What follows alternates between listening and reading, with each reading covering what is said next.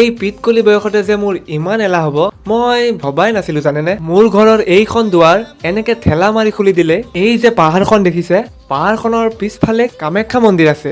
কিন্তু মোৰ এই এলাহৰ বাবে যাওঁ নাযাওঁকে আছো ইমান দিন। কিন্তু আজি নহ'ব, আজি যামেই মই। পূজা কৰিবলৈ নহয় বাৰু, এনে এপাক আহোঁ শ্বিলঙৰ দৰে ভাইব লৈ। মেইন গেটখন দি সোমাই শ্বিলঙৰ দৰে অকুৱা পকুৱা ৰাস্তাৰে গৈ আছো। আৰু মাজ ৰাস্তাতে যে দেখিছে এই গেটখন, ইফালেদি শ্বৰ্টকাট আহিব পাৰি, কিন্তু খোজকাঢ়ি একে আমাৰ ঘৰৰ পৰা। আগতে ইফালেদি আহিছিলো মই, আৰু আজি গাড়ী লৈ ইয়ালৈ আহিছো। পৰিৱৰ্তন বুলি যে কয় এইটোৱে চাগে। কিন্তু পৰিৱৰ্তন শুনিবলৈহে ভাল, কিন্তু হৈছে বাল।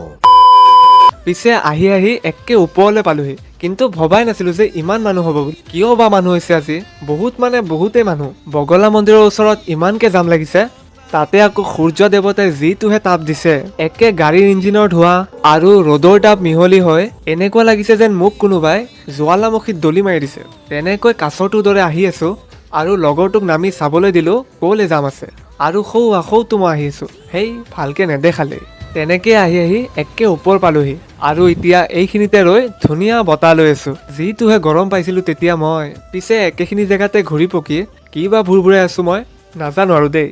চাগে মই কৈ আছো এই যেতিয়াৰ পৰা Google pay', phone pay', Paytm আহিল, ৰাস্তাত 1 টকাও পৰি থকা নাপাওঁ মই। পিছে এইখিনি কথা ভিডিঅ'টোৰ লগত একো মিল নাছিল। মোৰ মনৰ দুখখিনি নিজে নিজে ওলাই গ'ল মুখৰ ভিতৰেৰে। পিছে আজিলৈ আহিছো, এতিয়া মানে আৰু কৰবলৈ যাম। বাকীখিনি নেক্সট ভিডিঅ'ত পাব। বাই।